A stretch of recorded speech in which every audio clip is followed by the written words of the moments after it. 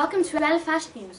Today our main stories are the crisis in Greece, the rise in theft in our school and the new staff. Don't miss our special report on school trips.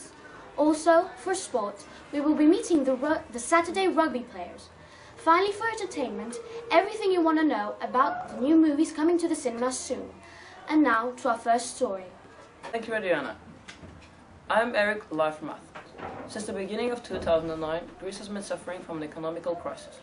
Because of this debt crisis, the unemployment rate has risen to 21% and the criminality has also risen.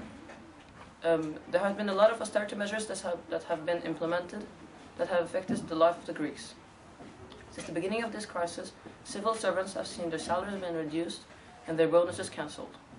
Today we interview Mr. Habesis, a Greek teacher, and Mrs. Bovagliou, who is in charge of the Help the Homeless initiative in our school. Hello, it's Hector Veremis from Belfast News. I'm with Mr. Habesis, a Greek teacher of the school. Γεια σας. Καλημέρα. Η Ελλάδα περνάει μια βαθιά οικονομική κρίση. Πού οφείλεται αυτό? Η Ελλάδα περνάει σίγουρα μια βαθιά οικονομική κρίση. Τα αίτια είναι πάρα πολλά. Το σημαντικότερο είναι το πρόβλημα με το δημόσιο τομέα ή η σπατάλη του δημόσιου χρήματος που έκαναν οι κυβερνήσεις τα προηγούμενα χρόνια. Και δεν μιλάω για μια συγκεκριμένη κυβέρνηση, μιλάω για όλες τις κυβερνήσεις και γενικά μετά από το 1974, μετά τη μεταπολίτευση, αν θες μετά το 1980. Δεν ξέρω, μπήκαμε στην Ευρωπαϊκή Ένωση, μπήκαμε στην ΟΝΕ. ΟΝΕ είναι η Νομισματική Ένωση, καταφέραμε να έχουμε το ευρώ, όμως η μη σωστή διαχείριση των οικονομικών από τις διάφορες κυβερνήσεις που σου είπα πριν έφεραν αυτά τα αποτελέσματα. Βέβαια δεν περνάει μόνο η Ελλάδα αυτή την οικονομική δράση, την οικονομική κρίση, περνάνε και άλλα ευρωπαϊκά κράτη, αλλά η Ελλάδα περισσότερο ακόμα και φτάσαμε στην κατάσταση που είμαστε σήμερα. Με ποιο τρόπο η κρίση έχει αλλάξει τη ζωή σας?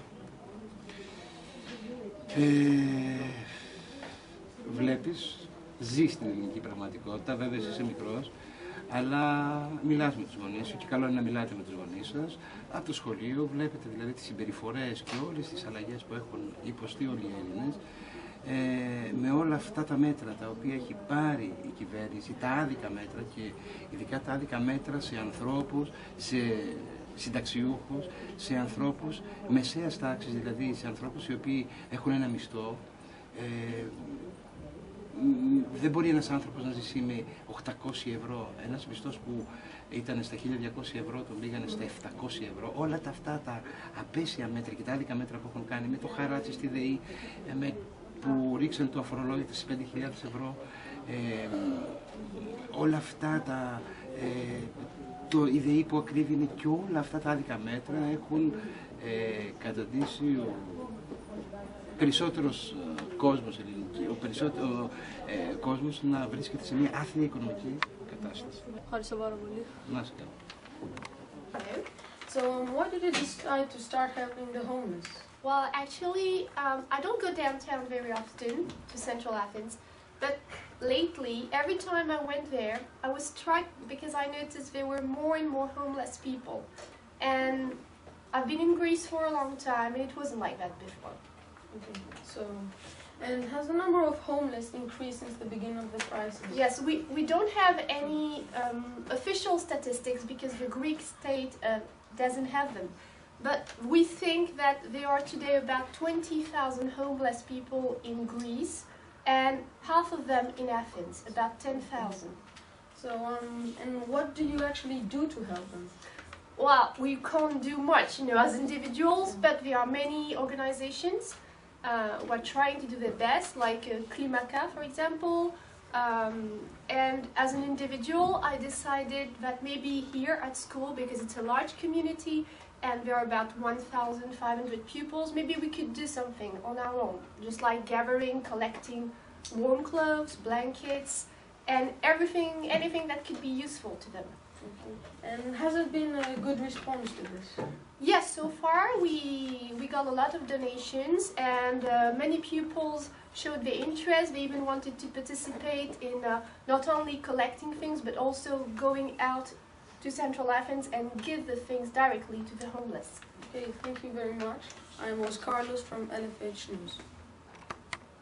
And now to our second story. There has been a rise in theft at our school.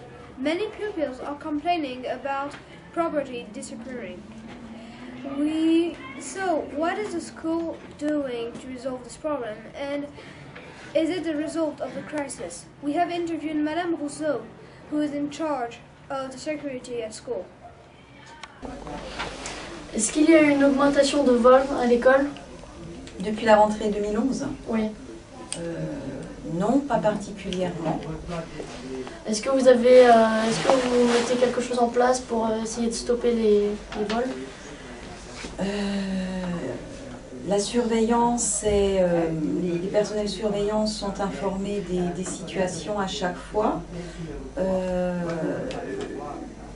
Il a été envisagé de mettre des caméras à certains endroits qui posent problème, en particulier au niveau du CDI, mais on est confronté au problème de la charte des caméras par rapport aux caméras extérieures.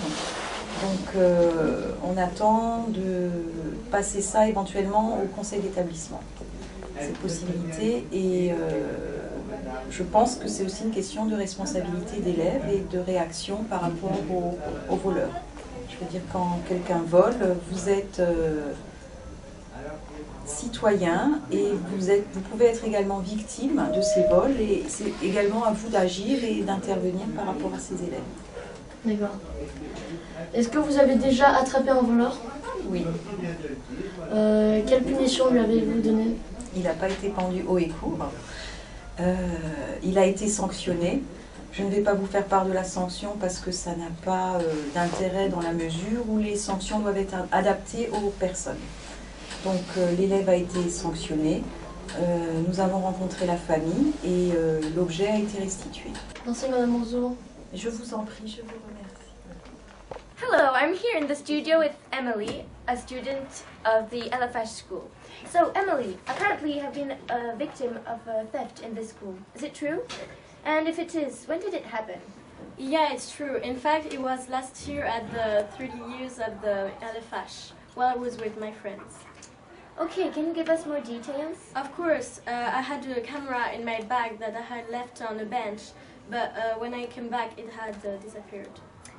Did the school do anything about it?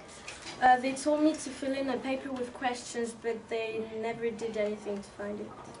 Okay, thank you very much, Emily. Hello everyone. Every year we have changes in the staff, but this year is special. We have a new headmaster adding to the new deputy head.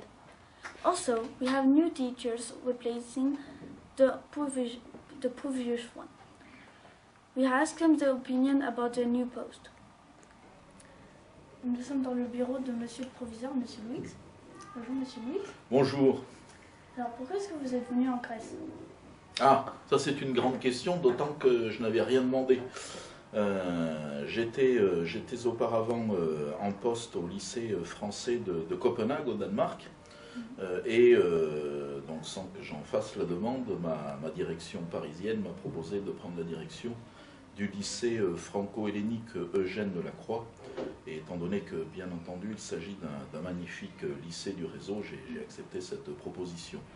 Mais je n'étais jamais venu en Grèce auparavant. Donc mon métier m'a permis également de découvrir, ou de commencer à découvrir, ce beau et vaste pays. Mais à Copenhague, est-ce que vous étiez proviseur aussi ou pas? J'ai pas compris. Est-ce que vous étiez proviseur à Copenhague? Oui, tout à fait, c'était exactement le même métier. Alors, et est-ce que vous ressentez la crise en Grèce plus qu'à Copenhague? Oui, bien entendu. Les deux États, à la fois le Danemark et la Grèce, sont du point de vue économique et concernant la problématique spécifique de la Grèce, extrêmement différents. Comme vous le savez, le Danemark reste encore, en dépit de la crise qui frappe le monde et en particulier l'Europe, dans une bonne situation économique, avec un taux de chômage extrêmement faible qui tourne autour de 4-5%, ce évidemment à mettre en relation avec les 25% de taux de chômage de la Grèce. Et il est évident qu'au moins du point de vue financier, au moins du point de vue de la capacité à trouver du travail, la situation entre ces deux pays est extrêmement différente. Et l'on sent parfaitement sur ces thématiques d'un manque d'argent évident et d'une difficulté à percevoir l'avenir tant la situation du travail est compliquée que la crise bat son plein en Grèce. Et si vous êtes proviseur, est-ce que vous le ressentez encore plus? Tout au moins, partant du principe qu'un proviseur est à la croisée des chemins entre les personnels et les parents, je peux dire qu'au moins pour ces raisons, oui, forcément, on ressent de manière aiguë la crise.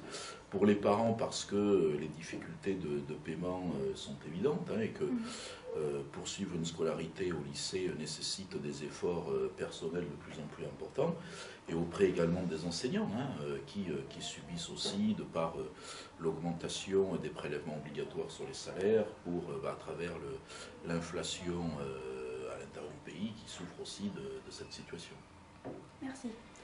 C'était LFH News. We have a new history geography teacher in our studio, Mr. Giacono. So, Mr. Giacono, why did you come in Greece in the middle of the crisis? Well, I came in Greece because I have an opportunity to work here, and I was interested to see how was Greece today. Okay. What do you think of the kids in our school? Well, they're very kind, and well, I don't have you in my class, but my students are working, and it's great. Very good. Where did you come from? I come from France, and from Normandy, in a city which is called Rouen. I know. You know? Yeah. Hi everybody. I have here in the studio a new French teacher, Monsieur Naman. Bonjour Monsieur Naman. Bonjour. Est-ce que c'est la première fois que vous êtes venu en Grèce et plus précisément au LFH, quand vous êtes venu pour enseigner? Absolument. C'était la première fois et ça date d'il y a 1 an. Pourquoi vous avez choisi de venir au LFH? Pour enseigner, puisque c'était le seul établissement français que je connaissais quand on était basé à Athènes. Et comme j'ai suivi mon épouse qui, elle, pour des raisons professionnelles, est venue en Grèce, ça m'a semblé logique et cohérent de poser ma candidature au LFH. Quelle est votre opinion sur cette nouvelle école? Ça me change assez considérablement de ce que j'ai pu connaître en France, effectivement. Tout à fait positivement, à part quelques petits points noirs que nous évoquerons de manière plus privée peut-être. Okay. Alors, cette année, on a des changements dans la direction de notre école. Vous avez un nouveau proviseur, M. Luix, et une nouvelle proviseure adjointe, Mme Mino. Connaissez-vous les anciens chefs d'établissement? Je les ai croisés puisque je suis arrivé en janvier 2011 et durant quelques mois, j'ai fait quelques remplacements, ce qui m'a donné l'occasion de les croiser. Quelle différence avez-vous remarqué entre les deux? Je les ai quand même connus relativement peu. Chacun a sa personnalité. Simplement, je constate que ça n'a nui en rien au bon fonctionnement de l'établissement. Merci, Monsieur Naman. Je vous en prie. This was Alexander Solange reporting for LFH News.